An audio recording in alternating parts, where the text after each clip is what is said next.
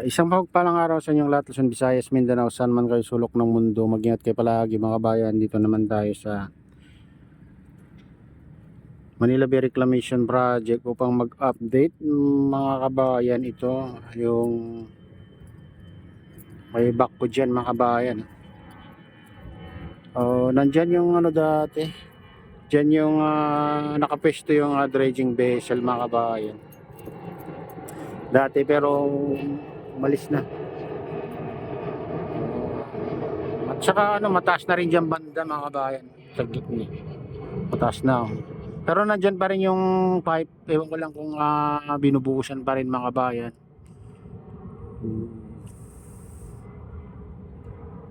Hindi natin makita.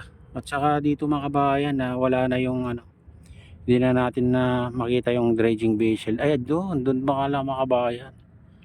Doon sa lampas ng tulay. Doon sa lampas ng tulay may doon mga kabayan, may siwang. Parang ilog ganun. Nandun yung dredging vessel. Doon dati, ang daming dyan, ay ang taas na yung tambak dyan mga kabayan. At kinuha din nila, tinambak dyan sa malaking island. Kaya siguro hindi nila tinambakan ng gusto ito mga kabayan. Kaya naglagay sila ng tulay kasi maglalagay din sila ng siguro dyan. Parang daanan ng tubig sakaling dito mga kabayan, para dire-diretso rin siguro papunta sa gitna kung bumabagyo o malakas ng ulan. Pwede pa rin na dumiretso yung tubig dyan papunta sa dagat.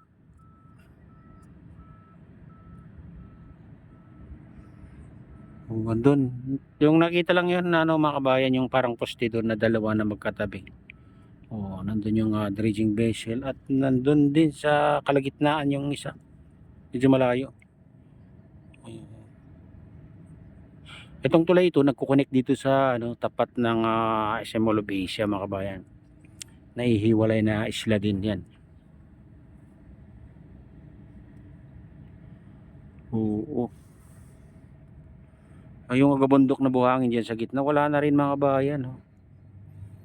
Baka tinambak din sa gitna o dito sa tapat ng SM Mall of Asia mga kabayan.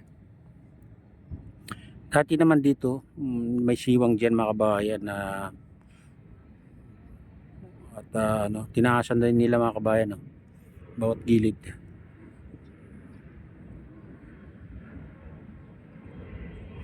Binuhusan din nila.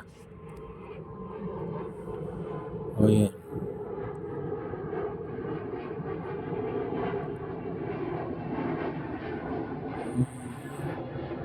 Dati magabundok yung buhangin doon sa kalagitnaan mga kabayan.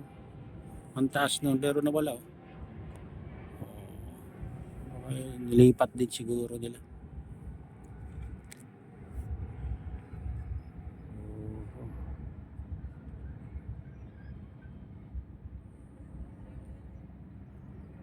Ayan yung dredging vessel. Ayan poste lang nakita. Parang poste lang kasi nakita. Mataas na rin yung dyan. Mataas yung tabi ng tulay mga kabayan.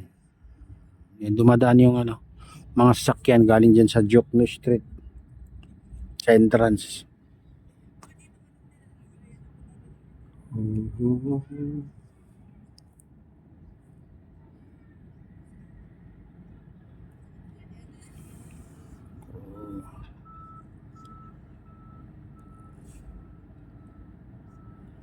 Grabe yung mga kabayan, parang disyerto na talaga tong itong reclamation dito sa Manila Bay.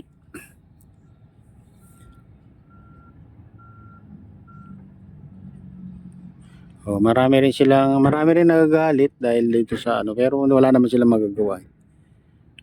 Wala naman tayong magagawa kahit ayaw nila na may reclamation dyan, wala naman silang magawa. Hanggang na lang mga kabayan. Hanggang sabi-sabi na lang. Kasi tuloy-tuloy yung ano nila mga kabayan pag tatambak dito. Oh, isipin lawak na yan, no.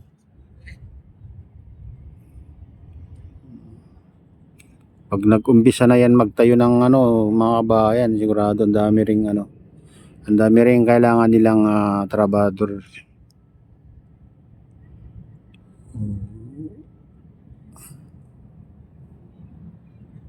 Hindi lang natin alam kung taga China rin ang kukunin nila. Pero meron din sigurong Pilipino dyan na mga ano dyan, mga kabayan. Mahahalo.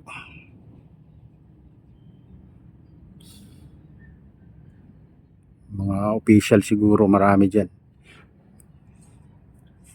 China. Chinese.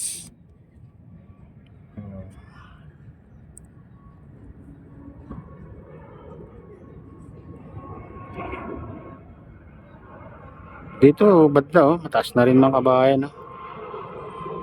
Dati ang baba dyan, oh, nung ano, tinambakan nila. Binuhusan nila ng tubig na may buhangin.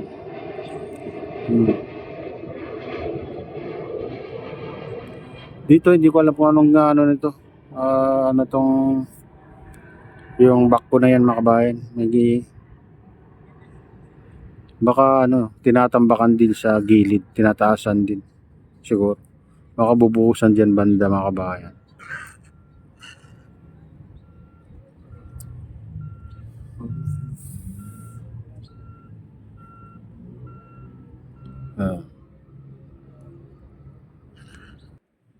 Ayan, dito naman tayo sa tapat ng SM Malobesia mga kabayan na silipin natin doon. Andun pa rin yung barko. Naka-standby yung mga ano dyan crane. Yung mga ano lang doon nakikita natin tumatakbo yung payloader o bulldozer mga kabayan saka yung mga truck.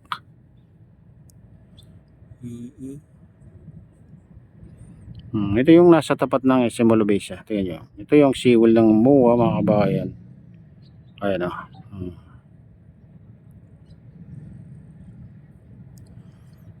Balang araw magiging ganito rin yan sa SM.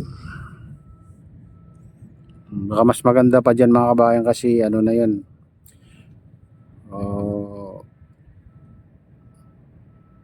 Mas magandang tignan yung tubig kasi ano na doon, nasa kalagitnaan na yung tubig mga kabayan.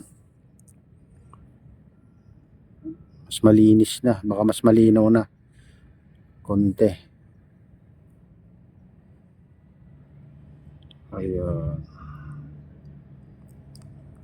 Ayan mga bayan, ito na yung latest update dito sa Pasay Manila Bay Reclamation Project. At shoutout nga pala sa lahat ng OFW, mga immigrants sa buong bansa. Shoutout sa inyong lahat.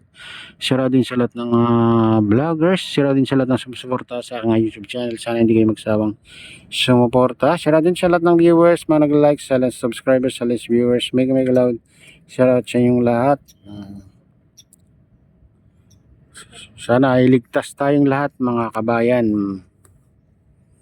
mga idol. Ayan, sana lagi tayong malayo sa lahat ng kapamakan.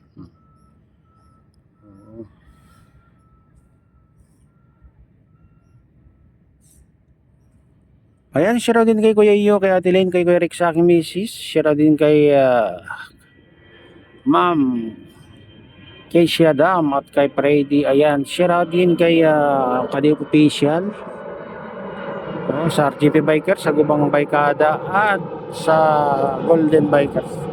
Shoutout sa inyong lahat mga idol.